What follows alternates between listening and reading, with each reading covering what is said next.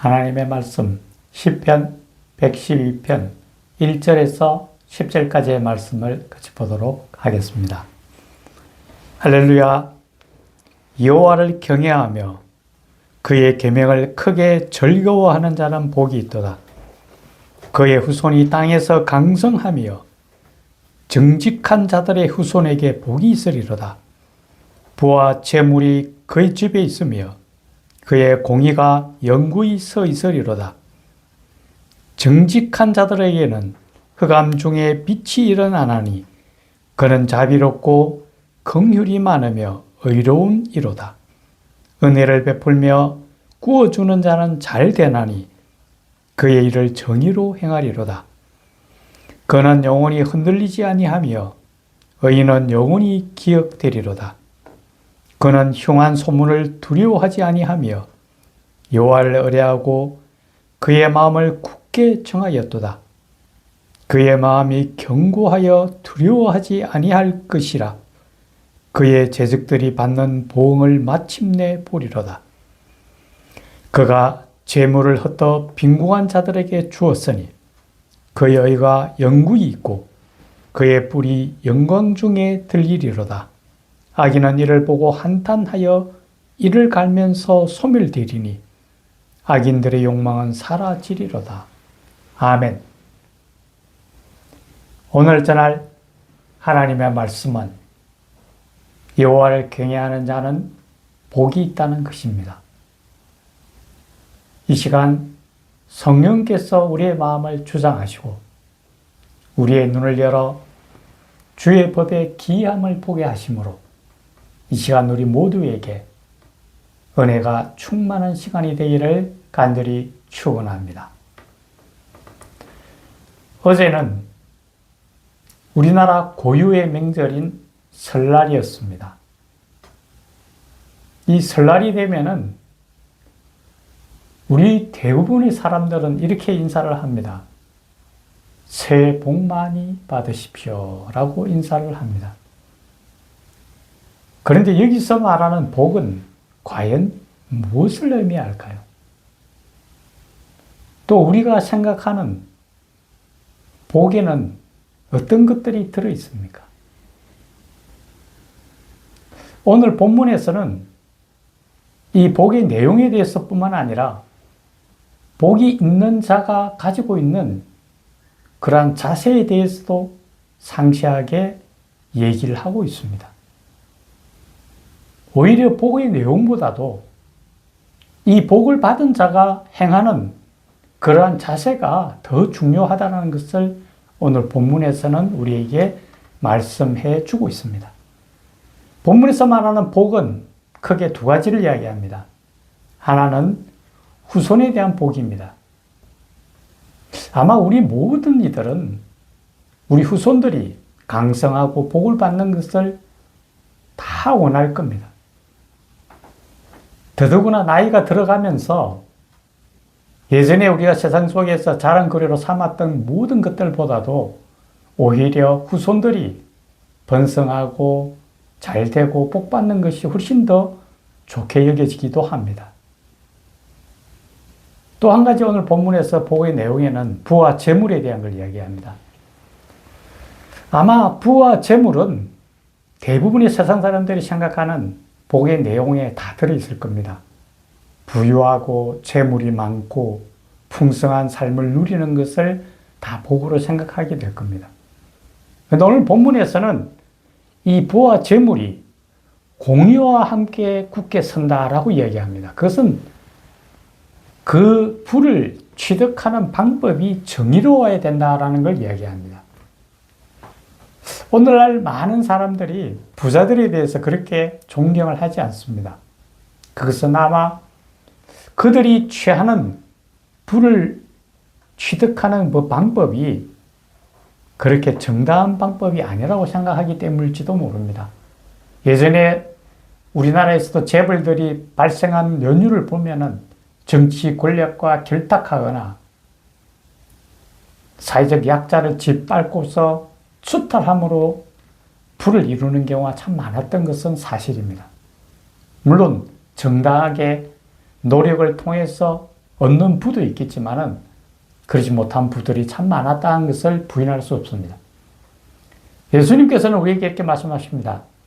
부자가 천국 가는 것이 낙타가 바늘기 들어가는 것보다 더 어렵다고 말씀하셨습니다. 그 말씀에 아마 권언에는 바로 이런 것이 있지 않을까 봅니다. 그 부를 얻기 위해서 행했던 그런 잘못된 모습들로 인한 것이 훨씬 더 많지 않았을까 생각이 듭니다.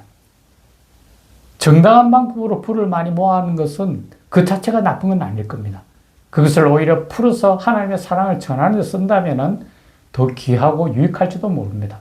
하지만 부 자체는 아까 얘기처럼 잘못된 방법이 동원되었을 때는 오히려 삶을 거듭된 길로 나가게 하기도 하죠. 그리고 이 부라는 것은 굉장히 제한적입니다. 한마디로 말하면 굉장히 일시적이라는 거죠. 부를 주시는 분도 하나님이시지만 그것을 가져가는 분도 하나님이시거든요. 우리가 한번 돌이켜보면은 예전에 IMF가 오기 전까지 우리나라가 굉장히 흥청망청 굉장히 잘 돌아갔죠. 근데 어느 순간 IMF가 와보니까 일시에 모든 것이 무너지는 사람들이 참 많았던 것 같습니다. 정말 부라는 것은 한순간에 지나지 않을 수도 있다고 참 많이 보여집니다. 우리나라 재벌에 속했던 기업들이 무너지는 경우가 참 많았죠. 예전에 제가 몸담았던 대우라는 그 기업도 예전에는 우리나라 굴지의 4대 그룹 중에 하나였습니다. 근데 어느 순간 다 날아가 버리고 하나도 남지 않았습니다. 부라는 것은 영원할 수가 없죠. 한순간에 지나지 않는 거죠. 그래서 이 복의 내용인 그 내용보다는 오히려 복받은 자가 취하는 그 자세가 훨씬 더 중요하다고 할 수 있습니다. 오늘 본문에서는 세 가지에 대해서 그 복 있는 사람의 자세에 대해서 얘기하고 있습니다. 어떤 사람이 복 있는 사람이냐? 첫째로 항상 흔들림이 없는 사람. 복받은 사람은 흔들림이 없다는, 견고하게 선다라는 겁니다. 하나님으로 인하여 견고한 믿음의 선 자는 흔들리지 않습니다. 욥기에 보면은 우리가 잘 아는 욥이 나옵니다. 그 욥은 동방의 의인이었고 하나님 앞에서 믿음에 굳게 선 자였습니다. 자기뿐만 아니라 자녀들을 위해서도 항상 근신하며 그들이 경건하게 살도록 그들을 끌고 갑니다. 그런데 어느 날 갑자기 그의 큰 환란이 닥칩니다. 모든 재산과 모든 자녀들과 뿐만 아니라 자기 몸에 악창이 생기고 병까지 생겼습니다. 하루아침에 모든 것을 잃어버렸습니다. 하지만 그는 이렇게 얘기합니다. 주신 자도 하나님이시오 가져가신 자도 하나님이시니 하나님의 이름이 영광을 받으시옵소서. 흔들림 없습니다. 아무리 큰 재난이 오고 환란이 와도 그의 믿음은 견고하게 서서 하나님만을 바라봤습니다. 그 자가 바로 복 있는 자라고 얘기합니다. 그를 통해서 그는 나중에 갑절의 축복을 받았더라라고 얘기합니다. 우리가 정말 복 있는 사람은 하나님의 은혜에 복을 받은 사람은 흔들림이 없습니다. 주님 앞에 굳게 선다라는 것을 오늘 본문에서는 말씀해 주고 있습니다. 두 번째는 심지가 견고하여 두려워하지 않는다라고 얘기합니다. 세상 속에서 우리가 어떤 부분을 만나더라도 두려워할 필요가 없다라는 거죠. 하나님이 함께 하시니까. 사무엘상에 보면은 이스라엘이 블레셋과 전쟁을 합니다. 그런데 그때 블레셋 군대에서 엄청나게 위용을 갖춘 자가 나타났습니다. 키도 정말 크고 힘이 천하장사 있던 사람이 나타납니다. 우리 잘 아는 골리앗입니다. 그 골리앗이 나타나서 이야기합니다. 나와 겨루볼 자가 있거든 나오라! 라고 큰 소리를 칩니다. 그 위험을 보고서 한 사람도 나서지를 못합니다. 쥐죽은 듯이 조용합니다. 그때 담대하게 나오는 사람이 한 사람 있습니다. 바로 다윗입니다. 그는 갑옷도 입지 않았습니다. 용모가 애띠입니다. 소년입니다. 감히 그 기굴이 장대한 그 골리앗과 싸우기에는 너무 약해 보입니다. 하지만 그는 달려가면서 이렇게 얘기합니다. 너는 칼과 창으로 나에게 나오지만은 나는 만군의 여호와 이름으로 내게 가노라 하고 물맷돌을 던집니다. 하나님께서 그 돌을 정수리에 박아버립니다. 하나님과 함께 하시니까 두려워할 필요가 없습니다. 하나님부터 축복받은 자는 바로 그렇습니다. 세상을 두려워하지 않습니다. 하나님과 함께 하시니까. 이 다윗은 하나님이 마음에 합한 자가 되고 하나님의 큰 축복을 받은 자가 되었습니다. 우리가 어떤 믿음으로 나아가느냐는 바로 복이 있느냐 없느냐가 가장 중요하다는 것을 우리는 말해주고 있습니다. 세 번째는 베푸는 자에 대한 걸 이야기합니다. 베푸는 자가 하나님의 축복을 받은 자입니다. 복음서에 보면은 삭개오라는 사람이 있습니다.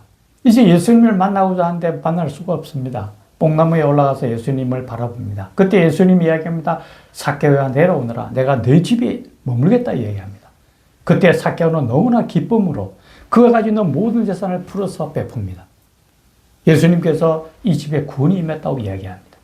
하나님의 구원을 축복으로 받습니다. 베푸는 자는 하나님께서 또 기뻐하신다는 걸 우리는 알아야 합니다. 잠언은 이렇게 얘기합니다. 흩어 구제하여도 부하게 되는 일이 있나니 과도하게 아껴도 가난하게 될 뿐이라고 이야기합니다. 흩어 구제하면 구제할수록 상대방이 부해지는 게 아니라 내가 부해진다는 거예요. 물질적인 것뿐만 아니라 내 마음의 풍요로움을 가지게 됩니다. 무엇보다도 모든 재물은 하나님으로부터 오는 겁니다. 우리가 재물의 주인이 될 수는 없습니다. 하나님 우리에게 잠깐 맡겨주신 재물입니다. 이 재물을 통하여 내가 향유하고 누리는 것은 하나님이 주신 분복입니다. 하지만 내 것을 다 쓰는 게 아닙니다. 내가 쓰고 베풀 수 있는 것. 그 베품을 통해서 하나님의 축복이 나에게 더 임한다라는 거죠. 복 있는 사람은 바로 베푸는 자라고 이야기합니다.